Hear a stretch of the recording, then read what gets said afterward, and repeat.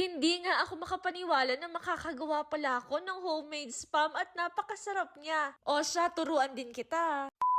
Bumili nga pala ako ng 1 kilo ng laman ng baboy at pinahaluan ko lang ng kaunting taba. Ako na mismo yung gigiling nito dahil hindi na ako bumili ng giniling. Pero kung kayo wala kayong food processor, ay pwede naman yung giling na. Ganito yung itsura ng regular na giniling at ito naman yung pinadaan ko ng ilang beses sa food processor para ganito nga siya kapino. Sunod naman nating ilalagay ay itong pink salt. Kalahating kutsara nga pala ang gagamitin natin para sa 1 kilo. Bukod sa pink shade na nabibigay nito ay nakaka-extend din ito ng shelf life. Kalahating tasa ng cornstarch, 2 kutsara ng asukal, 1 teaspoon ng white pepper at 1 kutsara naman yun ng asin. Hahalu-haluin para wala nga silang inggitan. Go! Napakalaking bagay nga na marunong tayong gumawa ng mga ganitong bagay gaya na lamang ng luncheon meat kasi imagine nyo yung napakaliit na lata katumbas na ng 1 kilo.